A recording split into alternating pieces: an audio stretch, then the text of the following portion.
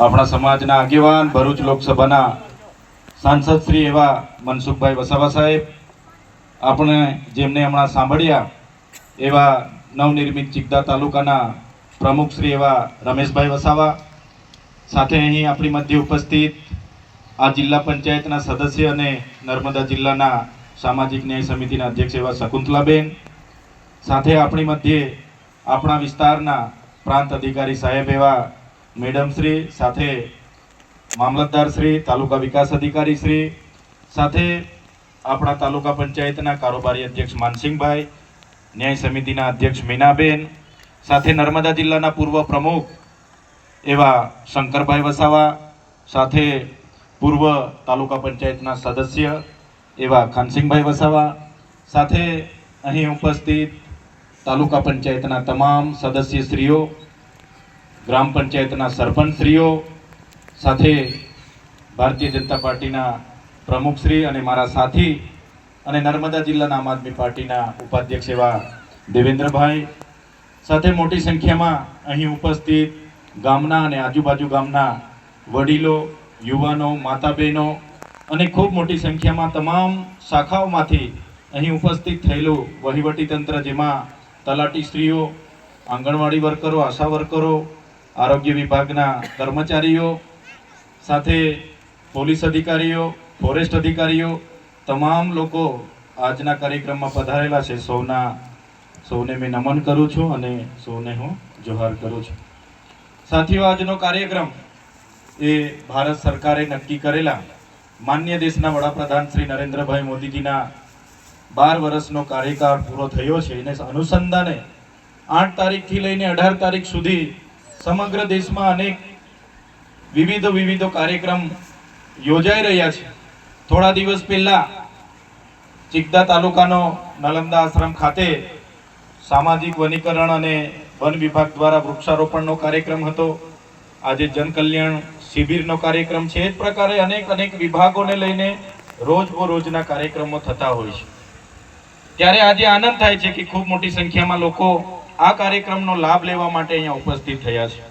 કાર્યક્રમનો મુખ્ય હેતુ છે કે તમામ તાલુકાની તમામ શાખાઓ જ્યાં પણ કાર્યક્રમ હોય એ વિસ્તારમાં જઈને કોઈની વૃદ્ધ પેન્શન ના કાગળિયાની જરૂર હોય, વિધવા પેન્શન, જાતિના દાખલા, આવકના દાખલા, કોઈને વારસાઈ કરાવવું હોય, કોઈને નામ દાખલ કરાવવું હોય, કોઈને આવાસનો હપ્તો બાકી હોય, કોઈ વ્યક્તિને કોઈ પણ યોજનાનો લાભ લેવો હોય, એની માર્ગદર્શન પણ તમને આ તમામ વિભાગના લોકો આપશે. સાથે સ્વાસ્થ્યને લગતી કોઈને ચેકઅપ કરાવવું હશે તો સ્વાસ્થ્યની પણ ચકાસણી કરશે અને જે પણ નાની મોટી બીમારીઓ કે નજરે પડશે એનો રિપોર્ટ આપશે, એની દવા આપશે. તમામ પ્રકારનું કામ આજે અહીંયા તમામ શાખાના અધિકારીઓ તમને કરી આપશે અને માર્ગદર્શન પણ આપશે. આ કાર્યક્રમનો હેતુ સરકારશ્રીની યોજનાઓ છેવાડાના વ્યક્તિ સુધી પહોંચે, કોઈ પણ વ્યક્તિ યોજનાથી વંચિત ના રહી જાય, એના માટે આખા જિલ્લાનું વહીવટી માળખું સાંસદ સાહેબ, અમે ધારાસભ્ય તરીકે અને તમામ ચૂંટાયેલા પ્રતિનિધિઓ આપણા ગામને મધ્ય આવ્યા છે. એટલે વધુને વધુ લોકોને મારે વિનંતી છે કે બધા જ લોકો તમારી જે કઈ સમસ્યા હોય, કાગળમાં, નામમાં સુધારા વધારા, આધાર કાર્ડ લિંક કરાવવાનું હોય, કેવાયસી કરાવવાનું હોય, રેશન કાર્ડનું કામ હોય, આપણા જ ગામમાં બધા જ અધિકારીઓ આવ્યા છે. એટલે બધા જ પોતપોતાનું કામ કરાવી લેજો. એટલે અમારા સહકારથી, અધિકારીઓના સહકારથી, પદાધિકારીઓના સહકારથી બધા એક મુઠ્ઠી બનીને કામ કરે છે. એ દિવસે આવી સફળતાઓ મળે છે ને એનાથી પણ વધારે સારું થાય. આપણા વિસ્તારમાં હજુ 2-3 સમસ્યાઓ છે. કુપોષણની સમસ્યાઓ છે, સિકલ સેલની સમસ્યાઓ છે, પણ એ અવિરત ચાલતી પ્રક્રિયાઓ છે. એમાં એને પણ નિવારણ કરવું હશે. આપણા ક્ષેત્રને સારા શિક્ષણમાં લઈ જવું હશે.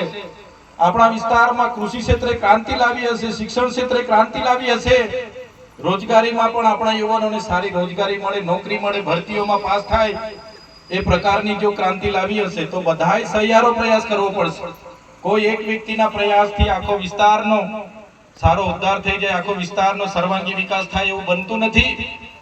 એક સામાન્ય તલાટીથી લઈને ગ્રામ સેવકથી લઈ ધારાસભ્ય, સાંસદ, પ્રમુખો, બધા જ લોકો, તમામ અધિકારીઓ, ફોરેસ્ટ વિભાગના હોય, જીબીના હોય, બધા જ લોકો રાત દિવસ મહેનત કરે છે, પોતાની ફરજ નિભાવે છે, એક પ્રકારે નૈતિકતાથી જે જવાબદારી મળી છે નિભાવશે, તો મને પૂરો વિશ્વાસ છે સૌના સહકારથી આપણે આગળ વધી શકીશું. અહીંયા બેઠા છે બધા જ વડીલો, યુવાનો, વધારે વિશેષ નહીં કહીશું, હજુ તમારે બધા યોજનાઓની માહિતી પણ લેવાની છે. પણ આજના કાર્યક્રમમાં આપણી મધ્ય આપણા વડીલ સાંસદ શ્રી મનસુખભાઈ વસાવા સાહેબ પણ ઉપસ્થિત રહ્યા છે, એમને પણ આપણે સાંભળવાના છે. તમામ પદાધિકારી મંચસ્થ છે, તમામ અહીં ઉપસ્થિત થયા છે બધા જ લોકો. મને આજે આનંદ થાય છે કે આ સરસ કાર્યક્રમ આપણો થઈ રહ્યો છે અને સફળ કાર્યક્રમ થઈ રહેલો છે. આવી જ રીતના બધા સાથે આગળ વધતા રહીશું તો ચોક્કસ એક દિવસે આપણો નવનિર્મિત ચિત્તા તાલુકો પણ ગુજરાત અને દેશના નકશામાં એક આગવી સ્થાન પર આવશે એવો વિશ્વાસ સાથે આપ સૌ અહીં ઉપસ્થિત થયા અને અમારું સ્વાગત કર્યું, સન્માન કર્યું અને અમને જે બોલવાની તક આપી, આપણે સૌ લોકોએ શાંતિથી અમને સાંભળ્યા, એ બદલ બધાનો હું ખૂબ ખૂબ આભાર માનું છું. ધન્યવાદ. ભારત માતા કી જય. આપણને સુંદર અને માર્ગદર્શન જ્યાં સુધી તમારા કામ નહીં પતશે ત્યાં સુધી તમારી સેવા આપશે, માર્ગદર્શન આપશે અને પછી અહીંથી જવાના છે. સાથીઓ, યોજનાની આપણે વાત કરીએ તો સરકારની અનેક યોજનાઓ છે. ખેડૂતો હોય એમની પાસે 7-12 સનત હોય તો દાતરડીથી લઈને ટ્રેક્ટર સુધીની યોજનાઓ છે. ખેડૂતોને તગારા, પાવડા, ટીકમ જોઈએ એની માટે પણ યોજના છે. કોઈને દુધાળા પશુ જોઈએ, ગાય ભેંસની પણ યોજના છે. કોઈને એવું થાય છે કે મારે બકરા ઉછેર કરવો છે તો બકરા ઉછેરની પણ યોજના છે, મરઘા પાલનની પણ યોજના છે. કોઈને ટ્રેક્ટર લેવું છે તો ટ્રેક્ટરમાં પણ 1 લાખ રૂપિયાની સબસિડી છે. કલ્ટી લેવી છે તે 32-33 હજારની સબસિડી છે. પાવર ટીલરમાં સબસિડી છે. પ્લાવ લેવો છે, તમામે તમામ સાધનોમાં સરકાર શ્રી તરફથી આઈ ખેડૂત પોર્ટલમાં એની સબસિડી મળે છે. એ જ પ્રકારે કૃષિ વૈવિધ્યકરણની એક યોજના છે. કોઈને ખેતીવાડીની કીટ જોઈએ કે ભાઈ સગવડ નથી, મારે ખેતીવાડીમાં વૈવિધ્યકરણમાં લાભ જોઈએ છે, એમાં પણ કોઈને કપાસનું બિયારણ જોઈએ, ડાંગરનું બિયારણ જોઈએ, શાકભાજીનું બિયારણ જોઈએ, ખાતર દવા સાથે એની પણ યોજના છે. કોઈને વેલાવાળા શાકભાજી કરીને માંડવા બનાવવાના છે, એની પણ યોજનાઓ છે. એ જ પ્રકારની અનેક જાતની, કોઈને નેટ હાઉસ બનાવવું છે, ગ્રીન હાઉસ બનાવવું છે, મલ્ચિંગ બનાવવું છે, ડ્રીપ બનાવી છે, એ તો તમામ પ્રકારની યોજનાઓ આજે છે. તમે આ અધિકારી મિત્રો બેઠા છે એમને પૂછીને તમે કરી શકશો. એ જ પ્રકારની ડીઆરડીની પણ એટલી બધી યોજનાઓ છે. જિલ્લા રોજગાર કચેરીની પણ એટલી યોજનાઓ છે. કોઈ બેરોજગાર છે અને રોજગારલક્ષી સબસિડી જોઈએ છે, કોઈ દુકાન ખોલવું છે, કોઈ બેને બ્યુટી પાર્લર ખોલવું છે, એની માટે પણ સબસિડી છે. કોઈને એગ્રો ખોલવો છે, મંડળી ખોલવી છે, કોઈને દૂધ મંડળી ખોલવી છે, કોઈને તબેલો બનાવવો છે, એની માટે પણ સબસિડી છે. એ જ પ્રકારે કોઈને સીવણ મશીન જોઈએ છે, કોઈને કોમ્પ્યુટરની તાલીમ લેવાની છે, કોઈને શેરડી પિલાણનું મશીન જોઈએ છે, કોઈને સલૂન ખોલવું છે, વાળ કાપવાના સાધનો જોઈએ છે, કોઈને કડિયાના, મિસ્ત્રીના, તમામ પ્રકારની સહાયો આજે સરકાર શ્રીમાંથી યોજનાઓ છે એમાં મળી જાય છે. તમને શું જોઈએ એનું માર્ગદર્શન આજે આપવા માટે અધિકારીઓ આવ્યા છે. એ જ પ્રકારે શિક્ષણમાં પણ અનેક પ્રકારની યોજનાઓ છે. કોઈ વિદ્યાર્થી આપણો હોય અને MBBS કરવું છે, આપણી પાસે એટલી સગવડતા નથી તો એની માટે પણ ટ્રાઇબલ સપ્લાનમાં આપણે જોગવાઈ છે. કોઈનો દીકરો ઉચ્ચ અભ્યાસ માટે એને સારું પાયલોટિંગ કરવું છે, પાયલોટ બનવું છે અને વિદેશમાં અભ્યાસ કરવા જવું છે, એના માટે પણ ટ્રાઇબલ. મારો કહેવાનો મતલબ ઘણી યોજનાઓ એવી છે કે આપણે સુધી પહોંચતી નથી. એનો અર્થ એવો થાય કે આપણે જાણતા નથી. કોઈને પિકઅપ જોઈએ છે કે ભાઈ મારે માલ સામાનનો વાહતુક કરવાનું છે, મારે શાકભાજી સુરત પહોંચાડવાની છે, તો પિકઅપમાં પણ સબસિડી છે. તમામ યોજનામાં સબસિડી છે. ખેડૂત માટે સ્માર્ટફોનની પણ સબસિડી છે. ખેડૂતે ખેતીવાડીની યોજનાઓ જાણવી છે, માહિતી મેળવવી છે, વરસાદ ક્યારે આવશે, આ સિઝનમાં કયો પાક કરવાનો, આ રોગ આવ્યો છે એમાં કઈ દવા છાંટવાની, એના માટેની માહિતી મેળવવા માંગતા હોય એની માહિતી આપવાના વૈજ્ઞાનિકો પણ બેઠા છે અને એના માટે સ્માર્ટફોનની પણ જોગવાઈ છે. સ્માર્ટફોન ખેડૂતના મોબાઈલમાં વોટ્સઅપ બધા વિડીયો આવે, યુટ્યુબ આવે, એના માટે ખેડૂત ખાતેદારને સ્માર્ટફોનની પણ જોગવાઈ છે. એટલે આવી બધી યોજનાઓની માહિતી આપવા માટે આપણા વચ્ચે અધિકારીઓ છે, જીઈબી ના અધિકારીઓ છે. કોઈને ખેતીવાડીની લાઈનનું કંઈ અટક્યું હશે, કોઈને કોઈ તકલીફ હશે તો એની પણ જીઈબી ના અધિકારીઓ માહિતી આપશે. એટલે આ બધી પ્રકારની યોજનાઓ ને લઈને આજે આ જન કલ્યાણ શિબિરમાં અધિકારીઓ તમારી વચ્ચે આવ્યા છે.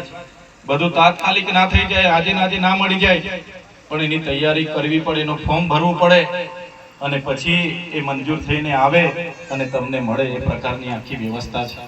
ત્યારે આ કાર્યક્રમ થકી તમારા મધ્યમાં અમે આવ્યા છે. છેવાડાના વ્યક્તિ પણ આનો લાભ લે એ હેતુસર આ કાર્યક્રમ સરકારશ્રીએ નક્કી કર્યો છે. સાથે સાથે આજે મંચ પર આપણે બેઠા છે, આપણા સાંસદ સાહેબને પણ સાંભળવાના છે, એટલે વધારે હું નહીં બોલીશ, પણ એક બે બીજી વાત હું કરીને જામ કે આપણે જ્યાં પણ છે, માનો કે અમે બધા ચૂંટાયેલા પ્રતિનિધિ છે, અમારી જવાબદારીમાં આવતું હોય એ નૈતિક જવાબદારી અમારે અમારા પદ પરથી નિભાવવી પડે.